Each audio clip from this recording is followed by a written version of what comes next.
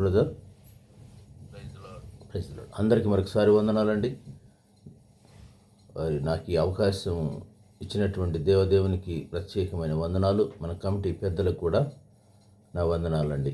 చిన్న ప్రార్థన చేసుకుని ముందుకు వెళదాం. ప్రేమగల తండ్రి, పరిశుద్ధుడైన దేవ, మీ పరిశుద్ధ పాదాలకు వందనాలు, స్తుతులు నాయన. తండ్రి, ఈరోజు వాక్యం చెప్పాలని నేను ఆశపడుతున్న తండ్రి, నా నోరును బూరుగా వాడుకొని మీరు నాలో ఉండి నాయన నన్ను నడిపించండి తండ్రి. నేను కాదు నాయన మాట్లాడేది, మీ పరిశుద్ధాత్మ ద్వారా అయా మరి ప్రేరేపించి మాట్లాడలేక సహాయం చేయండి నాయన. విని వారందరూ కూడా నాయన వారి హృదయాల్లో నాయన మీ వాక్యాలు నాటబడి 30 60 100 ఫలింపజేయమని యేసుక్రీస్తు వారి అతి శ్రేష్టమైన నామం బట్టి బ్రతిమలాడి వేడుకుంటున్నాను మా పరమ తండ్రి. ఆమేన్, ఆమేన్. దేవుని నామకు మహిమ కలుగును కాక. చదవబడినటువంటి వాక్యము ఎఫెసీ 4:22 నుండి 26 వరకు అండి. ప్రభువారు మనల్ని హెచ్చరిస్తున్నాడు. మునుపటి ప్రవర్తన విషయంలోనైతే మోసకరమైన దురాశ వలన చెడిపోవు మీ ప్రాచీన స్వభావం వదులుకోవాలని అంటున్నారు. ఈ నూతన సంవత్సరంలో కొన్ని రిజల్యూషన్స్, కొన్ని తీర్మానాలు తీసుకుందామండి. ఈ యొక్క ఎఫెసీయులకు అపోస్తలుడైన పౌలు గారు క్రీస్తు శకము 62లో జైల్లో ఉండి రాస్తున్నారు. రోమా జైల్లో ఉండి రాస్తున్నారు ఆయన. ఇది చాలా ప్రాముఖ్యమైనటువంటి పత్రిక అండి. చిన్న పత్రికే కానీ ఎఫెసీయులకు అడ్రస్ చేస్తూ వారిని హెచ్చరిస్తూ, ఇందులో ఉన్నవి 6 అధ్యాయాలే. మొదటి 3 అధ్యాయాలు మన యొక్క దేవుడు మన కొరకు ఏం చేశారు క్లియర్గా చెప్తున్నారు. తన ప్రియకుమారుని మానవ మాతృనిగా పంపించి మన పాపములన్నిటికీ బదులుగా ఆయన పాప క్షమాపణ కొరకు ఆయన మనందరికీ మధ్య ఎన్నో అద్భుత కార్యాలు చేసి సిలువలో మరణించి పాతిపెట్టబడి 3వ రోజున తిరిగి లేచి ఆరోహణమై మరలా రానున్న క్రీస్తుని గురించి ఎక్స్ప్లెయిన్ చేశారు. మిగతా 4, 5, 6 అధ్యాయాల్లో మనము ప్రభు కొరకు ఏం చేయాలి, మనం ప్రభు కొరకు ఎలా బ్రతకాలి అని చక్కగా వివరించారు. దీనికి ముందు కొలసి పత్రికలు అయితే ప్రభు శిరసై ఉన్నారు, సంగమునకు శిరసై ఉన్నారు. ఆ శిరస్సు గురించి ఎక్స్ప్లెయిన్ చేస్తారు. ఆ కొలసి పత్రికని ఎఫెసీ పత్రికని కొన్ని రిలేషన్స్ ఉన్నాయి, అవినాభావ సంబంధం. అందులోనూ ఆయన యొక్క శిరస్సు ఎవరండి? యేసుక్రీస్తు వారు. ఆ శిరస్సు హెడ్ కింద ఉన్న బాడీ అంతా కూడాను సంఘం అంటే ఎవరో కాదు, మనమేనండి. మనలో ఉన్న అనేకమైనటువంటి అవయవాలు, కాళ్ళు కానీ, చేతులు కానీ, వేళ్ళు కానీ, ఇవన్నీ కూడాను వాటికి ఇచ్చినటువంటి పని అవి సక్రమంగా నిర్వర్తిస్తూ దేవుని మహిమపరిచేలాగా ఎక్స్ప్లెయిన్ చేస్తారు. ఫర్ ఎగ్జాంపుల్, మన షాలోమ్ ప్రేయర్ ఫెలోషిప్లోనే చూద్దాం. మరి చూడండి, దగ్గర 12 మందికి వారికి బాధ్యతలు ఇస్తున్నారు. ప్రెసిడింగ్ చేసేవారు ఒకళ్ళు, స్తుతి గీతం ఒకళ్ళు, స్వార్థ గీతం ఒకళ్ళు, వాక్యం చదివేవాళ్ళు ఒకరు, మరి వాక్యం చెప్పేవాళ్ళు ఒకరు, అలాగే ఆఫ్టర్ ప్రేయర్ మెసేజ్ ఒకళ్ళు, అనౌన్స్మెంట్ ఒకళ్ళు, మరి ప్రభు నేర్పిన ప్రార్థన చెప్పేవాళ్ళు ఒకరు, బెనడిక్షన్ ఒకడు. అట్లా చూస్తే ఎవరికి ఇచ్చిన బాధ్యత వాళ్ళు సక్రమంగా నెరవేరుస్తున్నాం. మన ఏలుకి ఏదైనా దెబ్బ తగిలితే చూడండి, ఆ యొక్క బాధ శిరస్సు వరకు వెళ్తుంది. ఎందుకంటే it is relation between the body and the head. ఈ ఏల్లోనే ఉండదండి నొప్పి, అది బాడీ అంతటికి. అందరూ సంఘములో ఎవరికైనా బాధపడుతుంటే అందరూ కూడా ఒకరి ఏడాలో ఒకరు ప్రేమ కలిగి ఒకరికొరకు ఒకరు ప్రార్థించుకోవాలి. ఎందుకంటే మన ప్రభు శిరస్సు అయి ఉన్నాడు కాబట్టి ఆ శిరస్సుని ఎప్పుడు కూడా ఉన్నతమైన స్థానంలోనే ఉండాలి. అందుకే నిరంతరము ఈ బాడీ అనేటువంటి సంఘం అనేటువంటి మనందరం కూడా మనకిచ్చిన బాధ్యతను సక్రమంగా, సవ్యంగా, సత్యమైన మార్గంలో మనం చేస్తూ ఉండాలి. అప్పుడే మనము ఒక గొప్ప విజేతం అవుతాం. మీరు మన జీవితంలో 2026 సంవత్సరంలో ఒక గొప్ప విజేత, ఒక గొప్ప మరి రిజల్ట్ రావాలంటే ప్రతి విషయంలోనండి, ఇంట్లో మనం చేసే చిన్న పని దగ్గర నుంచి, బైబిల్ చదివే దగ్గర నుంచి, మనం ఇక్కడి నుంచి బ్యాంక్కి వెళ్తున్నాం, బ్యాంక్కి వెళ్ళి ఆ పని చేసుకుని తిరిగి రావటం మన టార్గెట్. ఆ రిజల్ట్ కంప్లీట్ అయ్యే వరకు మనం ప్రయాసపడుతూ ఉంటాం. అలాగే ప్రయాసపడుతూ ఉండాలి. ఇందులో ఎన్నో ఆటంకాలు వచ్చినా కానీ ఆటంకాలను ఎదురుస్తూ ముందుకు సాగుతూ వెళ్ళాలి. ఇక్కడ ఈయన మన అపోస్తలుడైన పౌలు గారు చెప్తున్నారు, ప్రాచీన స్వభావమును వదులుకోండి. పాతవి పట్టుకుని మనం ఏళ్లాడకూడదు. Fast is fast. భక్తుడైనటువంటి ఎస్ఐ గారు కూడా చెప్తారు. ఏమని చెప్తారు? గతకాలపు అనుభవాలన్నీ తలుసుకోవద్దు, గతకాలపు పాత అనుభవాలన్నీ తలుసుకోవద్దు, వాటిని మర్చిపోయి క్రొత్త దాంట్లోకి రమ్మంటున్నారు. ఇంకా మన బైబిల్లో చక్కగా వివరిస్తారు. పాత తిత్తుల్లో కొత్త ద్రాక్ష రసం పోస్తే అవి ఏమవుతాయండి? ఆ తిత్తులు పగిలిపోతాయి. అలాగే పాత క్లాత్కి కొత్త క్లాత్ తీసుకొచ్చి దాన్ని అతికి మరి అంటగట్టి కుడితే ఈ కొత్త క్లాత్లో ఉన్న శక్తి వల్ల పాత క్లాత్ ఇంకా చిరిగిపోతుంది. అందుకని పాతవి కొత్తవి కలపకూడదు. పాతవన్నీ కూడాను ప్రాచీనవి, పురాతనమైనవి. ఆ స్వభావాన్ని వదులుకోమంటున్నారు ఆయన. అవన్నీ మర్చిపోండి అని అంటున్నారు. ఈ చిత్తమందు నూతనపరచబడిన వారై నీతియు యథార్థతైన భక్తి గల వారే దేవుని పోలికగా సృష్టించబడిన, చూడండి ఏమంటున్నారు, దేవుని పోలికగా సృష్టించబడిన నవీన స్వభావం ధరించుకోవాలి. నవీన స్వభావం ధరించుకుని ముందుకు సాగుతూ వెళ్ళాలి. ఇంకా ఇవి చేసేటప్పుడు అబద్ధం ఆడకూడదు అంటున్నారు. పొరుగువానితో మరి ప్రేమిస్తూ సత్యం పలకమంటున్నారు. కోపపడవద్దు అంటున్నారు. ఒకవేళ కోపం వచ్చినా కానీ అది సూర్యుడు అస్తమించే వరకే ఉండాలంటున్నారు. చూడండి ఎన్ని మంచి మాటలు. ఇవన్నీ కూడాను అపోస్తలుడైన పౌలు గారు జైల్లో ఉండి రాస్తున్నారండి.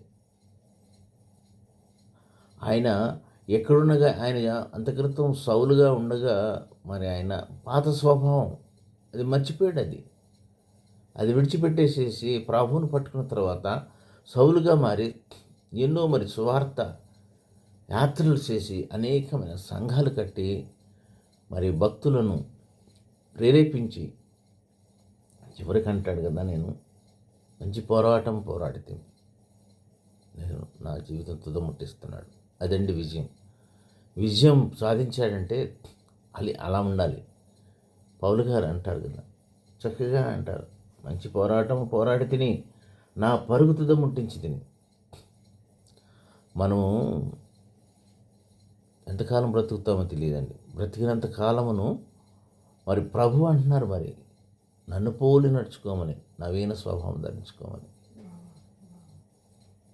ఏమండి, దీని గురించి మనం కొన్ని పాయింట్లు చూసుకున్నాం. ఈ యొక్క ఎఫ్ఎస్సి 4వ అధ్యాయంలోనే ఎంత చక్కగానో వివరిస్తారు. 1, 2, 3 చాప్టర్లో మనం తెలుసుకున్నాం కదా, God what has done for us. ఇందులో మనము what we need to do for God, మనం ఎలా ఉండాలి, ఏం చేయాలి. ఈ క్రొత్త సంవత్సరంలో కొన్ని మనం తీర్మానాలు తీసుకుందామండి. మనం తీర్మానాలు తీసుకుని ఆ వాక్యానుసారముగా మనము జీవించుటకు మనం ప్రయత్నం చేద్దాం. మనం చూసాం కదా, కొలస్సీలో ఆయన సంఘమును శరీరమునకు యేసుక్రీస్తు వారి శిరస్సు అంటారు. కుమారుని యందు మనకు విమోచన. అవునండి, యేసుక్రీస్తు వారి యందే మనకు విమోచన, అనగా పాపక్షమాపణ కలుగుచున్నది. ఎవరి ద్వారా? ప్రభు అయిన యేసుక్రీస్తు ద్వారా. ఆయన ఎవరండి? అదృశ్య దేవుని స్వరూపి అయి సర్వసృష్టికిని ఆది సంభూతుడై ఉన్నారు. ఆకాశమందున్నవిను భూమి అందున్నవిను దృశ్యమైనవి కానీ అదృశ్యమైనవి కానీ, సింహాసములైనను ప్రభుత్వములైనను ప్రధానులైనను అధికారులైనను సర్వమును ఆయన యందే, ప్రభువైన యేసుక్రీస్తు వారి యందే సృజించబడెను. సర్వమును ఆయన ద్వారానే సృజించబడెను. ఆయన అన్నిటికంటే ముందున్నారండి. ఒక చోట చెప్తారు కదా, నేను అబ్రహాం గారి కంటే ముందున్నానంటారు. Is alpha omega. సమస్తానికి ఆయనే ఆధారభూతుడు. సంఘం అనే శరీరమునకు ఆయన శిరస్సు. మనము అండి ఆయన బాడీ. ఆయన యందే సర్వ సంపూర్ణత ఉన్నది. ఆయన రక్తము చేతనే మన అందరం కూడాను రక్షించబడినారు. భూలోకమందున్నవి పైనవి పరలోకమందున్నవి వాటి అన్నిటినీ ఆయన ద్వారానే తాను సమాధానపరచుకున్నాను. ఎంత చక్కగాను మనకి కొలస్సీ పత్రికలో రాస్తారు. ఈ యొక్క ఆయన శరీరమునకు ఆయన శిరస్సు అయి ఉంటే ఆయన యొక్క శరీరం మనమై ఉన్నాం. మన అవయవాలన్నీ కూడా సక్రమంగా పనిచేయాలి. క్రమైన పద్ధతిలో సత్యమును అనుసరిస్తూ అబద్ధములాడకుండా నీతిగా బ్రతుకుతూ ఆయన వలె ఉండాలని పౌలు గారు అంటారు కదా, నేను క్రీస్తుని పోలి ఉన్నాను, మీరు నన్ను పోలి ఉన్నాను. ఎంత మంచి మాటలండి. తన శరీరమును దేశించేవాడు ఎవడైనా ఉంటాడండి? నా శరీరం అవి నాకు బాగోలేదని అంటారు ఎవరన్నా? తన శరీరం నల్లగా ఉన్నా తెల్లగా ఉన్నా ఎలా ఉన్నా మచ్చలున్నా దాన్ని వాళ్ళు ప్రేమిస్తారు, దాన్ని పోషిస్తారు, సంరక్షిస్తారు. అవునండి. ఈ సంఘములో ఉన్నటువంటి మనందరం కూడాను ఐకమత్యం కలిగి ఏక మనసుతో ఒకరి ఎడల ఒకరు ప్రేమ కలుగుతూ ఒకరి గురించి ఒకరు ప్రేమించుకుంటూ క్రీస్తుని పోలి నడవాలని మనందరం. ఇంకా ఏమంటారు? రోమా 8:2 క్రీస్తేసునందు జీవమునిచ్చు ఆత్మ యొక్క నియమము పాప మరణముల నియమింపబడి నన్ను విడిపించాను. ఎట్లనగా ధర్మశాస్త్రం దేనిని చేయజలకపోయినో దానినే దేవుడు చేశాను. చూడండి, ధర్మశాస్త్రము చేయలేకపోయిన అన్నీ కూడా ధర్మశాస్త్రంలో ఉన్న 10 ఆజ్ఞలకి ఈయన కొత్త నిబంధనలో 2 ఆజ్ఞలు ఇచ్చారు. నీ దేవుడైన యెహోవాని ప్రేమించు, నిన్ను వలె నీ పొరుగు వారిని ప్రేమించు. ఈ 2 ఆజ్ఞలు మనం చేస్తూ ఆయన్ని వెంబడిస్తూ ఉంటే ఆయన యొక్క శరీరానికి అవయవాలైన మన అందరం, సంఘములో ఉన్న మన అందరం కూడాను ఆయనకు బద్ధులమై ఉంటాం. దేవుడు తన సొంత కుమారుణ్ణి శరీరధారిగా పాపములన్నిటికీ శిక్ష ఆయన మీద తీసుకుని మరణమును గెలిచిన గొప్ప దేవుడు. అలాంటి మన గొప్ప ప్రభువుని మనం ఎలా మర్చిపోగలమండి? మనం ఏమన్నా చేయాలంటే ఆయన ముందు పెట్టుకోవాలి. ఆయన వాక్యం ప్రార్థించుకుని వాక్యానుసారంగా ముందుకెళ్తే ఈ యొక్క 2026లో విజయాలన్నీ కూడా మన సొత్తే ఉంటాయండి. జయం విక్టరీ కోసం ఎలా దేవుని ఆత్మ మీలో నివసించిన ఎడల మీరు ఆత్మ స్వభావము గలవారై కానీ శరీర స్వభావం గలవారు కారు అంటున్నారు. ఎవడైనాను క్రీస్తు ఆత్మ లేని వాడైతే వాడు ఆయన వాడు కాదు. క్రీస్తు ఆత్మను కలిగి ఉండాలి. క్రీస్తు మీలో ఉన్న ఎడల మీ శరీరము పాప విషయమై మృతమైనది కానీ మీ ఆత్మ విషయమైన జీవము కలిగి. ఇంకెన్నో మాటలు చెప్తారు ఆ యొక్క కొలసీకి మరి రాస్తూ, ఎఫ్ఎస్సీలకి రాస్తూ మరి ఆయన వివరిస్తారు. ఇప్పుడు కొన్ని పాయింట్లు చూసుకుందామండి. ఒక పాయింట్ మనం ఏం చూసామండి? ప్రాచీన స్వభావమును వదిలిపెట్టాలి. రెండోది నవీన స్వభావమును ధరించుకొనవాలని. అదే ఎఫ్ఎస్సి 4:24 ఉంటుంది. నీతియు యథార్థమైన భక్తి గలవారై దేవుని పోలికగా సృష్టింపబడిన నవీన స్వభావమును ధరించుకొనవాలని. నూతన స్వభావం, రెన్యూవల్ అవర్ సెల్ఫ్. ఈ క్రొత్త సంవత్సరంలో క్రొత్తగా జీవిస్తాం. చూడండి, మరి క్రొత్త సంవత్సరం వచ్చింది.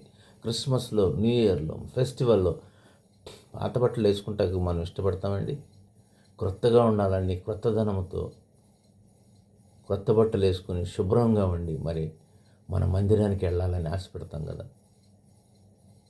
మనం ఏంటండి ఒకరికొకరు అవయవాలై ఉన్నాము కనుక మనం ఎప్పుడు కూడా అబద్ధం ఆడకూడదు. ప్రతివాడును తన పొరుగువారిని సత్యమే పలకాలంటున్నారు.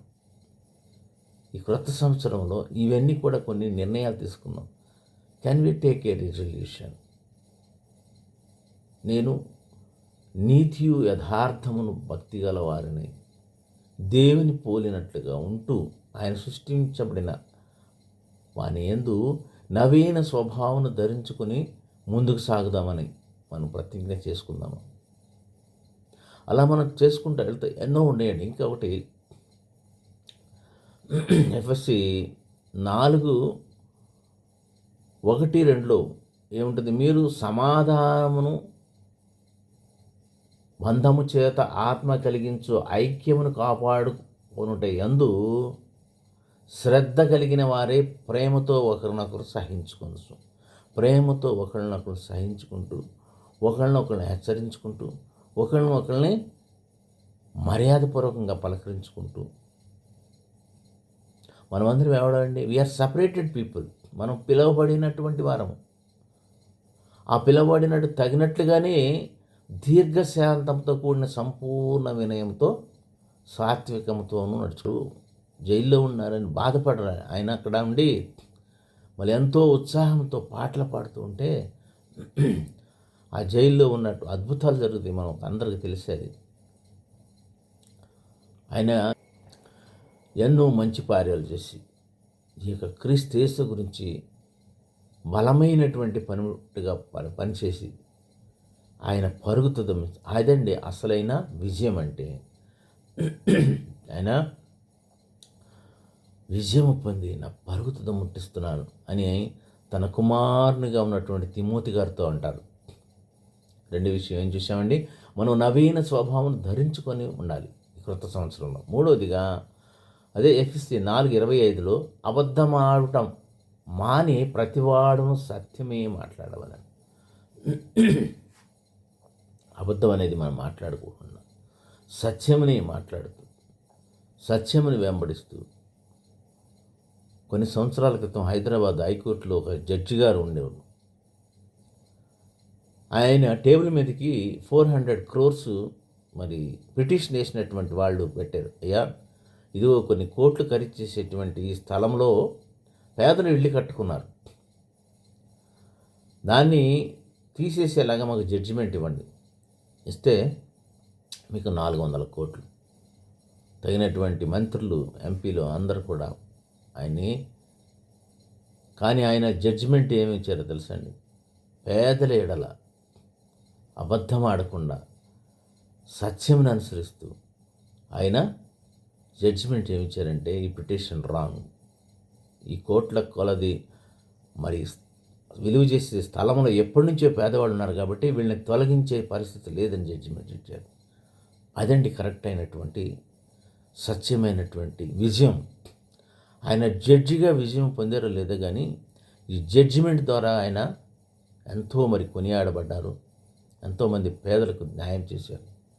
అబద్ధం ఆడకుండా సత్యమని అనుసరించు. ఆయన మానివేసి అబద్ధం ఆడతామని ఆడకుండా ఉన్నాం. ఎవరు అబద్ధం ఆడరండి? మనం కూడా ఆడుతున్నాం. ఇప్పటికి 15-16 రోజులు జరిగిపోయింది. పర్ డే 2.5 hours చొప్పున. How many hours we have to give to God? అందరము మా యొక్క 10% మరి టైము మీరు ఇది ఏమీ ఇవ్వవసరం లేదండి. You should be available to God and you should give your time to God. ఆయనకి మన సమయం ఇస్తున్నామా? ఆయన సమయం మనం దొంగిలించట్లా? Are you spending time with God? దేవుని పనిలో ఉన్నామా? మనం అందరం పరీక్షించుకోవాలి, ఒకరికొకరు సహకరించుకుంటూ. ఈయన మీకు అందరికీ తెలిసే ఉంటుంది, అడాల్ఫ్ హిట్లర్ గారని 1889లో ఉన్నారు ఆయన. ఆయన నాజీ డిక్టేటర్. ఆయన ఏం చేశారండి? ఆయన ఒక అబద్ధం ఆడాడు. ఈ యూదులు అనేవాళ్ళు అందరూ కూడాను వేస్ట్, యూదులందరిని కూడా చంపేయాలి, యూదులందరూ కూడా దుర్మార్గులు, యూదులందరూ కూడా ఈజ్ గుడ్ ఫర్ నథింగ్, మన ఈ నేషన్స్కే వాళ్ళు హానికరమని ప్రతి విలేజ్కి వెళ్ళి ఎంతోమందిని యూతులను లేవనెత్తేసి ఆయన యూదుల్ని చంపటం మొదలుపెట్టాడు. యూదులను చంపటం అబద్ధం చెప్పేసి ఆయన అందరినీ కూడా నమ్మించేసి యూదులు బ్రతకూడదు, యూదులు మనకి హానికరము. సెకండ్ వరల్డ్ వార్లో 1939 to 45లో అప్పుడు చూడండి, ఆయన ఆ యొక్క వారు ఓడిపోతారు. ఎన్ని చేశారు? ఎంతోమంది మిలియన్స్ యూదుల్ని నరికించేసి వాళ్ళని చంపించేసాడు. ఆయన గుర్రమట యూదుల రక్తంలో నడుచుకుంటా పరిగెడుతూ వెళ్ళిందంట. ఏం చేశారండి వాళ్ళు? ఎంతమంది యూదులను చంపాలని చేశారు. ఆయన అంతమైపోయారు. వాళ్ళు ఇంకా అభివృద్ధి పొందుతారు. ఆ హిట్లర్ ఏం సాధించాడండి? అబద్ధం చెప్పి ఆయన ఘనతోనే ఆయన షూట్ చేసుకుని ఈ himself committed suicide in April 1945. చరిత్ర అండి, చరిత్ర చెప్తుంది. చరిత్రలో మేము మంచి కార్యాలు చేస్తే మంచి చెప్తారు, చెడు కార్యాలు చేసి ఎంత గొప్ప ఆయన నాజీ మరి డిక్టేటర్ అయితే ఏం సుఖం అండి? ఏమన్నా మంచి పని చేశారా? అబద్ధం ఆడాడు. అబద్ధంలో ఆడకూడదు అంటున్నారు. అబద్ధం ఆడి అబద్ధ సాక్ష్యం చెప్పి మనం ఏం సాధించలేము. ఆయన్ని మనం ఒక ఎగ్జాంపుల్గా గుర్తు చేసుకుని ఆయన చేసిన పాపం మనము కూడా అలా చేయకూడదు. అదేనండి జీవితంలో మనం నేర్చుకోవాల్సింది. బైబిల్లో ఆదికాండం నుంచి ప్రకటన వరకు ఎన్నో ఎగ్జాంపుల్స్, ఎన్నో ఉపమానాలు ప్రభువారు కూడా చెప్పారు. ఎన్నో ఉపమానాలు, ఇవన్నిటి గురించి మనం చదువుకుని అది ఎంత జరిగింది మనం అలా చేయకూడదు. సత్యమని అనుసరించాలి, నీతిగా బ్రతకాలి, అబద్ధం ఆడకూడదు. తప్పండి. సమూయేలు 19:22 కృపచూపుట నరుని పరులకు ప్రియముగా చేయను, అబద్ధకుని కంటే దరిద్రుడే మేలు అంటున్నారు. అబద్ధంలాడి బతికేవాళ్ళ కంటే దరిద్రుడి మేలని భక్తుడు చెప్తున్నారు. అబద్ధం ఆడకూడదు. తర్వాత 4వదిగా మనం చూద్దామండి, అపవాదికి చోటు ఇవ్వకూడదండి. అపవాదికి చోటిస్తే వాడు మనం డామినేట్ చేసి మన మైండ్ డైవర్ట్ చేస్తాడు. ఎఫ్ఎస్సి 4:28 ఉంటుంది. ఇంకొకటి మాథ్యూ 10వ అధ్యాయంలో ఉంటుంది. ఇది ఇస్కరియోతు యూదా మనకు తెలుసు కదా.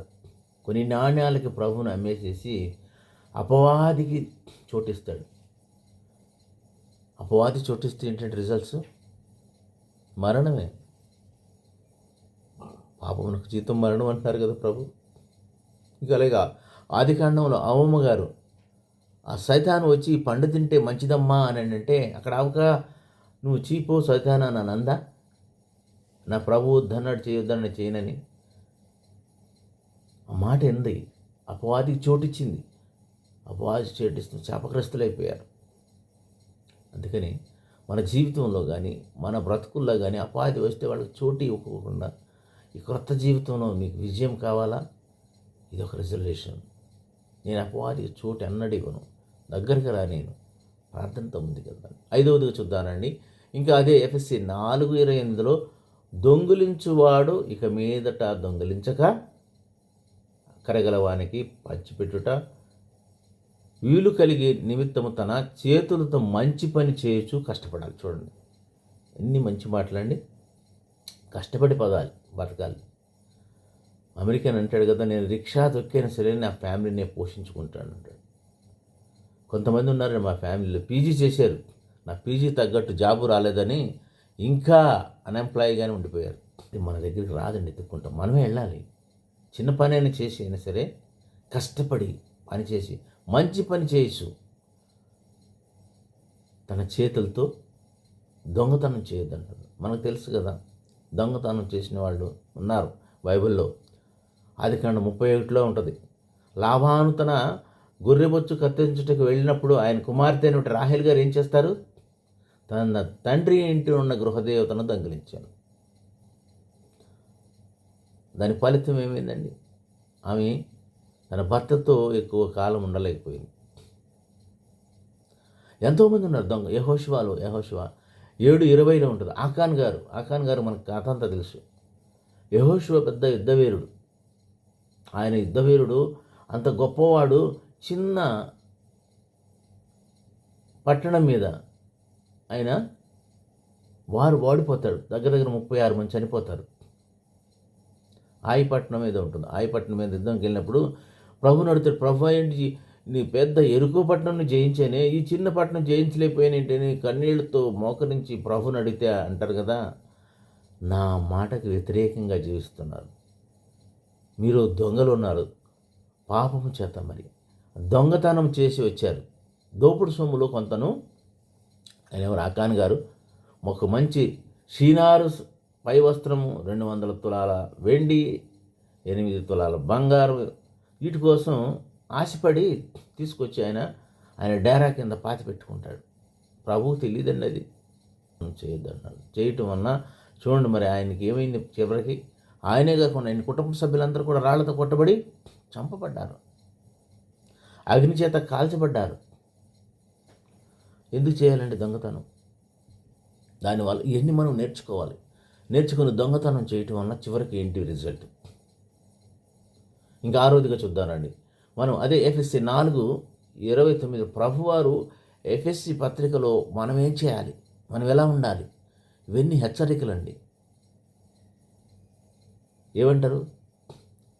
ఎఫ్ఎస్సి 4:29-30లో దుర్భాష ఏదైనాను మీ నోట నుండి రానీకుడి, వినివారికి మేలు కలిగినట్లుగాను అవసరమును బట్టి క్షేమాభివృద్ధికరమైనటువంటి అనుకూల వచనాలే పలకాలి. దుర్భాష మాట్లాడొద్దండి. ఎందుకు దుర్భాషలు ఆడాలి? ఇంట్లో కూడా మనం తొందరపడిపోతాం, టెన్షన్ వస్తుంది, సైతాన్ని తీసుకొస్తాడు, శోధకుడు తీసుకొస్తాడు, టెన్షన్ తీసుకొచ్చేసి దుర్భాష వచ్చేలాగాను. అందుకని ఒక చోట ఒక భక్తుడు చెప్పారు కదా, మీ నోటికి తలుపులు ఉన్నాయి, తలుపులు వేసుకోండి, పెదాలతో మూసేయండి. కళ్ళకు కూడా మరి 2 ఇచ్చారు ప్రభు, 2 తలుపులు ఇచ్చారు. మిగతా అవయవాలకి ఏంటి ఇవ్వలేదండి. అవి 2 కూడా మనం ఇష్టం లేనివి ప్రభుకు మరి ఇష్టం కానీ మరి మాట్లాడకుండా, దుర్భాషలాడకుండా మన పెదవులను, నాలుకని మనం అదుపులో పెట్టుకుంటే మనము ఈ 2026లో ప్రతి విషయంలోనూ, అన్ని విషయాల్లోనూ విజయం సాధించి ఒక విజేతగా నిలుస్తామండి. ఇంకా ఎన్నో ఉన్నాయి, మనకి ఎగ్జాంపుల్ ఉండి తెలుసు కదా. 1 సమూయేలు 25:10లో నాబాలు ఉంటాడు. నాబాలు దావీదు మహారాజు మరి కొన్ని పరిస్థితుల వల్ల మరి ఆయన మరి అక్కడి నుంచి వదిలేసి మరి ఒక కొండ దగ్గరికి వెళ్తారు. కొండ దగ్గరికి వెళ్ళి అక్కడ దాక్కుని కొంతమంది సైనికులతో ఉన్నప్పుడు ఈ నాబాల్ అనే అతను తన గొర్రెలను బొచ్చుని కత్తిరించుకున్నట్టు, అప్పుడు ఏంటంటే అది ఒక బొరుగచ్చు వెంట్రుకలు కత్తిరిస్తూ ఉన్న అది ఒక మంచి సంపద వస్తుంది.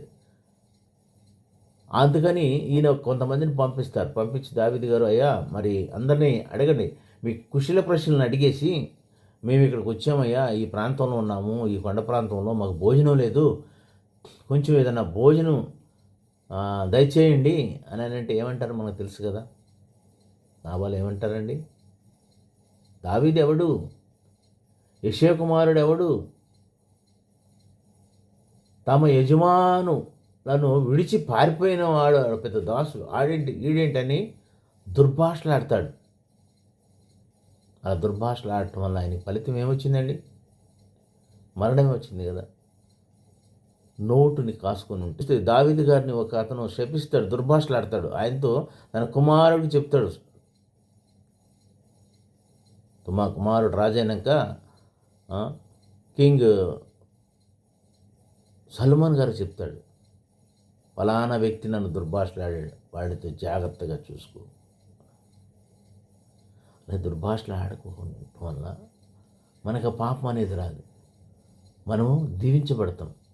షిమి అనుకుంటా, షిమి అనే వ్యక్తి నన్ను దుర్భాషలు ఆడాడు ఆయన చంపేయమని చెప్పడు, ఆయనతో జాగ్రత్తగా ఉండి ఆయన చూసుకో అంటే తెలివిగలడు కదా. తెలివిగానే ఆయన తీసుకొచ్చి పెట్టేసి నువ్వు ఈ ప్రాంతం దాటి వెళ్ళిపోతే ఆయనకు ఛాన్స్ ఇస్తాడు, నువ్వు చంపబడతావంటే ఆయన తన మరి పనివారు వెళ్ళిపోయారని గాడిదనెక్కి ఆ ప్రాంతం దాటి వెళ్తంలోనే పట్టుకొచ్చి చంపేస్తాను. దుర్భాష ఇప్పుడు ఆడేం కదా అని అంటే తర్వాత మన తరతరాలు మన బిడ్డలకు కూడా రావచ్చు. దుర్భాషలు, పాపము, అబద్ధ సాక్ష్యం, ఇవన్నీ హేయములు ప్రభు. ఇవన్నీ మన బ్రతుకులో రాకుండా చూసుకుంటే we are the great winners అండి. తర్వాత ఇంకా ముందుకు వెళ్దామనండి. 7వదిగాను ఎఫెసీ 4:30-31 దేవుని పరిశుద్ధాత్మను దుఃఖపరచకూడదు. ఆయన పరిశుద్ధాత్మని దుఃఖపరచొద్దని నేను చాలా బాధపడతాను. విమోచన దినముల వరకు ఆయన యందు మీరు ముద్రింపబడి ఉన్నారు. పరిస్థితిలోనూ పరిశుద్ధాత్మని దుఃఖపరచకూడదు. సాధ్యమైతే సఖ్యమైతే మీ దగ్గరికి రానండి, మీరు ఆయన్ని ఆహ్వానించండి.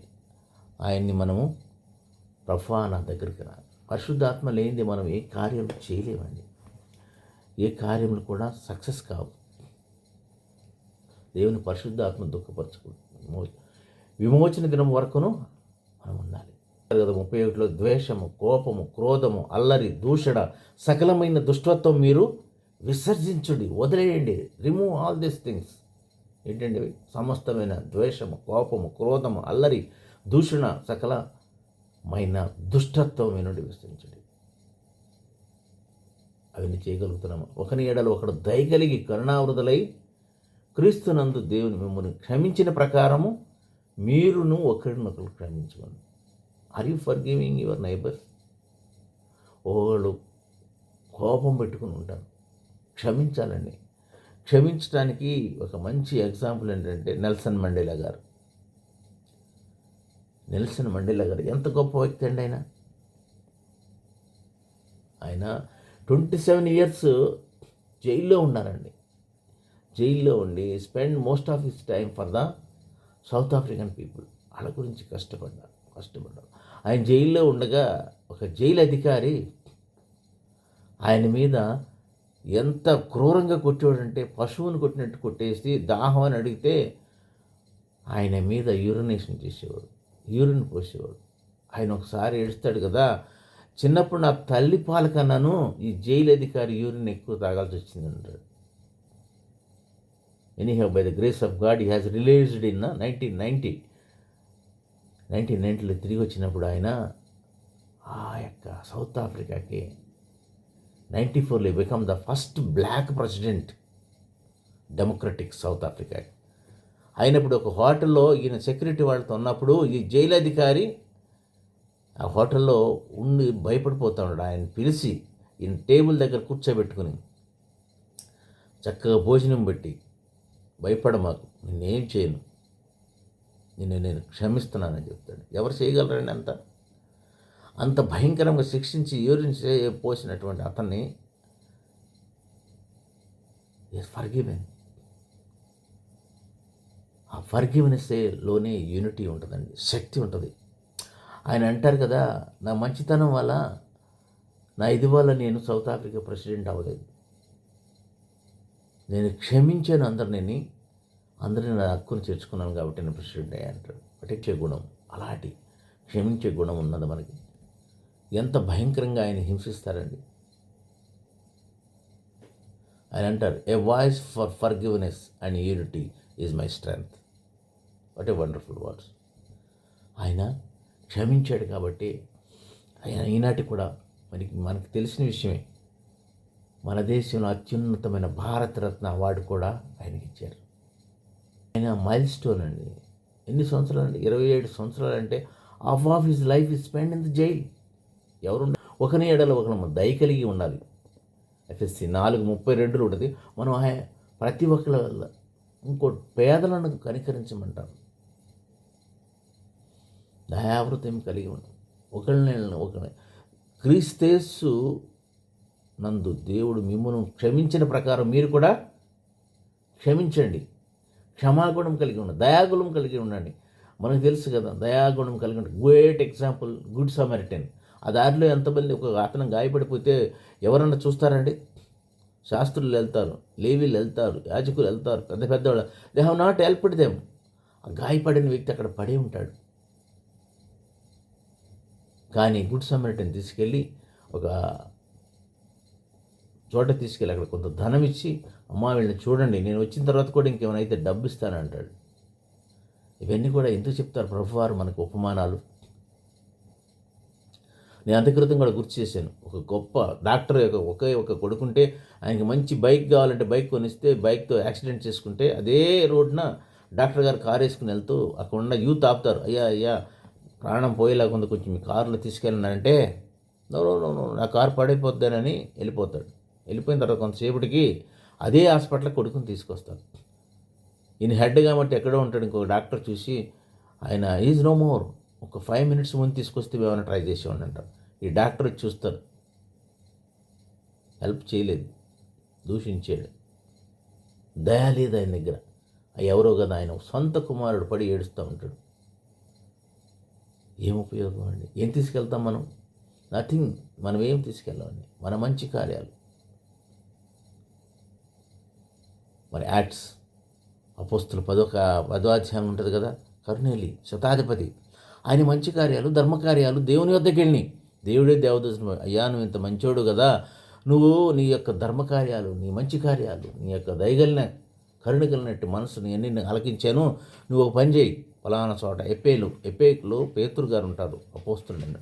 పేతురు గారిని పిలిపించుకుని మీకు వాక్యం విని బాప్తిసం తీసుకోండి అని చెప్తే ఆయన అలా చేస్తాడు. ఏం తీసుకెళ్ళలేవండి? మన ధర్మకార్యాలు, మన మంచి పనులు. నీకు సమయం అయిపోతే ఇంకా ముందుకెళ్తే మనం చూస్తే 9వ కానీ ఎఫ్ఎస్సి 4:31 సమస్తమైన దోషం ఉందాడు చూసాం కదా, క్రోధం, అల్లరి, ఇవన్నీ కూడా వదిలిపెట్టేసి దుష్టత్వం ఇవన్నీ కూడా వదిలివేయాలి. వదిలివేస్తేనే అప్పుడు మనము విజయంకి వెళ్తాం.